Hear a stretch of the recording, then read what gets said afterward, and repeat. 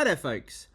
As I speak, the Prime Minister has announced no further action will be taken against Suella Braverman, and that will be because he is already in danger of losing complete control of the rather right wing of the Tory party, and dismissing the Home Secretary would almost certainly lead to his downfall. So, this was to be expected in my view. But that won't stop us enjoying this compilation of Tory MPs and right-wing media figures bending over backwards and inventing conspiracy theories to defend the disgraced Suella Braverman. We start with Charles Walker seemingly pontificating to the heavens. Enjoy. Sir Charles Walker. Mr. Speaker, I have an admission to make. The Home Secretary's not on my Christmas card list, and I'm certainly not on hers. And I hope this is a question, not a statement, but I find it hard to get my head around the fact that the BBC sent its political editor halfway across the world to a G7 conference summit where we were discussing energy security, Ukraine, defence, to ask our Prime Minister a question about a speed awareness course. This is the question, why? Why? Well, I don't think she should resign over this. I think it is an absurd storm in a teacup, which the media is whipping up because we love these stories about ministers getting into trouble. If you know that you've got a civil service working against you, to go in every morning knowing these people are trying to trip me up and undermine me when they're supposed to be the people helping me to do my job for which I've been, democratically elected, that is incredibly high pressure. But my God, I do wish these cabinet ministers would stop giving so much ammunition to the witch hunter generals in the civil service. Sir Edmund Lee, what's wrong with this country? We used to have proper scandals about sex or money.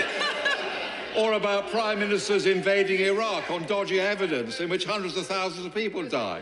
Apparently this is a scandal, always moral outrage is ludicrous, that a minister asks her private office about something and she takes their advice. What's happened to the Osmothely rules? We all know what's this all about.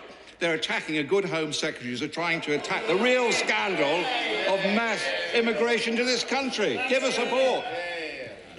Are you discussing Suella tonight? I'm going to be talking about Suella. Is she going to survive? Yeah, I would have thought so. I mean, this seems... Would you really? This is such a nonsense story, isn't it? This is nothing. The story itself is that she did make quite a big mistake in the past, and I think we all acknowledge that and know that. This is a nothing story. Nothing story. But as a former Secretary of State, I can tell you that the line between private and professional are not that clear always. It seems to me that there is a certain section of society that doesn't like the Home Secretary's views on immigration, doesn't want to get control of migration, doesn't want to stop the small boats, and therefore will use anything to try and take pot shots at her. Home Secretary behaved properly. Essentially, this is a non-story, and it would be extremely unfortunate for the Prime Minister to do anything other than to move on. Andy Crew. Mr. Speaker, my honourable friend for Broxwell makes the right point about the BBC's political editor, but here we have 50 members or so of the opposition choosing to spend their time debating this question. Does my quite honourable friend think that we've been called out in defence? And Mr. Speaker, we are called out in defence of the government. Does the Minister think that their constituents will be proud of the way their representatives are using their time? Minister. Mr. Speaker, I have a long memory, and I do recall a little while ago an urgent question being asked by a member of the House, and the Right Honourable Lady coming here to defend the Labour Party's actions, amongst other things, on the matter of Sue Gray and an appointment. And I remember the Right Honourable Lady saying what a complete waste of time it was for this Parliament, that we were spending our time, wasting our time on these issues. I think my honourable friend raises a very pertinent point. I mean, the most horrifying story for me this week, that makes me most angry, is the Suella Braverman, because she is, to me, one of the last remaining genuine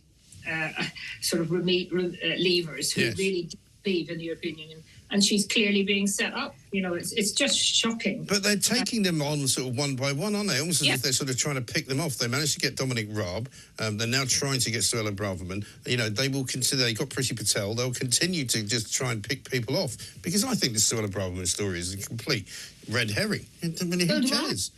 I just think it's dreadful. Sir Julian Lewis. Thank you, Mr. Speaker. I have no first-hand knowledge of this particular case, but does my right honourable friend, the Minister, agree with me that there is and should always be a difference between asking a civil servant to do something which may or may not be wrong, and asking a civil servant for advice on whether something is or is not likely to be wrong if you do it. So this was as predictable as it is depressing. The very day the Dominic Raab witch hunt by the woke blob succeeded, I told you they were about to come for Superwoman Suella. It was obvious to me. But rather than tell the Westminster witch hunters to rack off and focus on a real story, he's yet again given in to their hysteria by asking his ethics chief, Sir Laurie Magnus, for further information about whether Suella has broken the ministerial code by simply enquiring with civil servants if she could do a private speed awareness course, something lots of high-profile folk sort out, by the way. In recent weeks, the Home Secretary has publicly supported the majority view that immigration levels are too high in this country, and she's led the debate on how we can reduce overall migration numbers. Given that 6,000 people are convicted of speeding every day, and like the majority of people, the Home Secretary has paid the fine and taken the points, does my honourable friend agree with me that this leak is a clear attempt to play the woman, not the ball, an attempt that undermines our democracy and distracts from the important job of delivering on ordinary people's priorities? As Conservative rising star Miriam Cates said, it's no coincidence that someone has leaked this private information in the same week that Suella has publicly spoken out about the need to reduce legal migration. This is a huge issue for voters in constituencies like mine, but we know it is contentious for some in Whitehall, in smearing the Home Secretary like this someone is clearly seeking to play the man, not the ball. The entire Suella speeding story is a put-up and a farce. It's engineered by the blob with the MSM to bring down yet another Brexiteer trying to deliver on the will of the people. Mr. Speaker, does my honourable friend agree with me that once this nonsense has been dealt with, that we should be asking why, when and how this was leaked, because there is also a civil service code to be adhered to? Look, this is a complete non-story, in my opinion, bearing in mind that this speeding offence was 12 months ago. In fact, she wasn't even Home Secretary. She was Attorney General. But Russell, should she be asking her political aides? Should she be asking civil servants and political aides to help her with this type of thing that is a private matter, isn't it?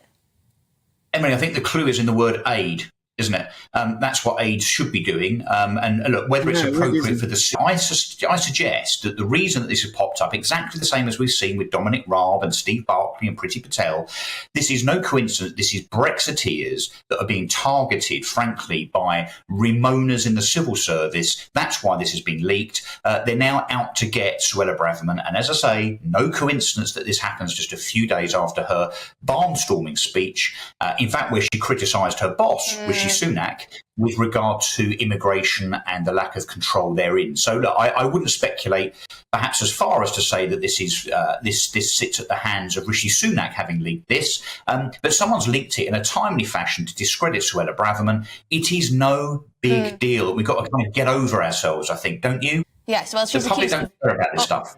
Thank you, Mr. Speaker. The people of Stoke-on-Trent North, Kidsgrove and Talk are more interested in how the Home Secretary is going to empty the hotels that are being used right now, undermining £56 million of levelling up funding with economic migrants and asylum seekers, interested in how to use the 330 brand new police officers that have been recruited to tackle crime and fly tipping in places like Cobridge, Tunstall and Smallthorne, are interested in making sure that we use that £2 million of Safer Streets funding that we secured to put new alley gates and additional CCTV. That is what they want to see, not this witch hunt from the party opposite, where the Home Secretary's already taken accountability by having...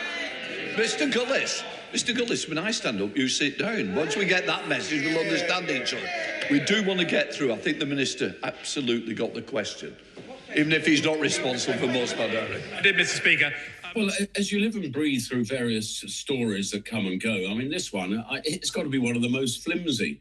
And I've been trying to sort of cut this down as to where the mischief is. Now, I don't know about you, but I mean, if you're a chief exec of a major department, which effectively the Attorney General, as Attorney General she was at the time, to ask a staff member about something surely is not a mischief. I mean, what are we going to have next? We're going to have complaints going in if she dare ask one of her staff for a cup of tea in the morning. Well, I mean, also, I don't know what the world media and the world must think of us, actually. You had the Prime Minister in Hiroshima just a few days ago, discussing about the growth of China and the threat that poses, the problems of Russia, a nuclear-armed potential enemy, and the good news about having new deals with Japan and investment in the UK. And what did the BBC and ITV want to ask when he's on the podium? They wanted to ask about Suella Braverman's 3 points on her licence. The world's media must think this country has gone completely stark, staring mad. And I think the media needs to take a very good look at itself and go, yes, we're here to report news. We're not here to report tittle-tattle. But, of course, it seems right of centre, cabinet ministers and ministers in general are now fair game. We saw what happened with Dominic Raab and that very sad outcome last night, that he's not going to stand for re-election again. They certainly had their scalp that time, and it makes me wonder whether this is exactly the same playbook because it's been proven to work. And is this going to keep on happening? We saw, as you mentioned, Dominic Raab, Priti Patel, Suella Braverman. We are seeing a sort of, just a litany of complaints being made against certain ministers. I've no doubt some of these ministers bring some of this on themselves, a bit difficult to work with, but there does seem to be, it always seems to be the case, it's always Brexiteers, and I just can't imagine what the coincidence is about. Well, I'm not one for conspiracy theories, but yes, there seems to be something of a pattern here. So, does anybody else think that the Suella Braverman controversy feels a little bit like it could be a civil service and left-wing media witch hunt? Because she is arguably the most difficult job in government, and stopping the boats and reducing catastrophic net migration numbers is definitely more important for the nation than her being lectured to about driving more slowly. Well, for me, the bigger story is about what appears to be yet another civil service leak against a right-wing government minister. The story really should be about our civil service potentially trying to bring down people they ideologically oppose. For all this talk of whether or not Suella has broken the ministerial code, and we'll have to wait and see on that, of course we will, but shouldn't there be a bit more talk about whether or not our civil service is impartial and whether they are consistently breaking rules by leaking often false claims to the media in a bid to remove democratically elected people that they don't like from office? Has Suella Braverman done anything wrong? Should she resign? Absolutely not, and neither should she resign. I think the story here isn't what Suella did or didn't do. The story here is the civil service wanting to unseat and remove a member of the cabinet who happens to be, again, a Conservative and a Conservative Brexiteer. That's the story. How did that come about? Why aren't we looking into that instead, rather than wasting our time over something that Suella was absolutely entitled to do? But they started with the Prime Minister, didn't they? They knew that the civil service absolutely hated breakfast. No, I think it's utterly ludicrous, and this is a complete non-story. But I think from what we know so far, there is a Minister of the Crown who is attempting to act correctly in this sort of situation. And then there's a concerted effort to brief against her because she's trying to deliver in a controversial policy area. Well, we're not sure who actually leaked this, but there has been consistent leaking against the Home Secretary in the last few weeks, mainly because of her efforts to reduce immigration, which is unpopular both within the Home Office itself and with many of her fellow Conservatives. Well, I actually have quite a bit of sympathy for Suella Braverman in this one. She took the rap for the speeding. She paid the fine. She had no choice. I can't really get my head around the fact that asking a civil servant a question is somehow a breach of the ministerial code. It depends if she asked a question or asked him or her to do it for her or help her with it. Can you look into whether or not I can do this privately? Anyone in the public eye has got to surely understand that if you're going on a speed awareness course, everybody knows you're speeding, you're there, somebody's going to be feeding every move you make on that course back to the newspapers. But that's part of justice being seen to be done. It's part of justice seen to be done, but part of justice being seen to done is also that it is an equal floor for everybody. Well, it is equal. You all sit in the room and you'll get told off for speeding. That's somebody else that's in the public. I do have sympathy for her for this. Absolutely. absolutely. Which brings it to what I think, and I'm really keen to see how you respond to this. She claimed when she stood up today, this is a Labour Party attempt to distract from the fact that they've got no plan on law and order. For me, it goes beyond that. I think this is certain parts of the media. I think this is certain parts of the Labour Party, and specifically as well parts of the civil service and the Conservative Party that do not like this woman's language when it comes to immigration. And if you got out there, Jake, and you know this in your constituency, if you get out there in England right now and you ask people what one of their major concerns about, it's immigration. And I think this woman, right, and I'm being deadly serious, along with Badenoch, people like that, are quite outspoken. They're the right wing of the party, and I think this is a hatchet job. Right, there is basically a civil service view of the world. It's not one I agree with, and we have repeatedly seen when people go against that, the blob moves against them. For goodness sake, we lost possibly the best Prime Minister, certainly the most popular Conservative Prime Minister this century, because he ate a slice of birthday cake. Yeah. I mean, it is absolutely absurd. But you would look at this and you would go, the only way this pitiful story has got out is from somebody in the civil service who does not like the fact that immigration, and her rhetoric is quite strong, and she's upset people with words of invasions and all that sort of thing. But I would say that Suella Braverman is actually doing what a majority of people in this country, Jake Berry, want done, which is grab this by the scruff of the neck and try and make sense of it all. And they will do, whoever they are, anything to curtail that. That's how I see it.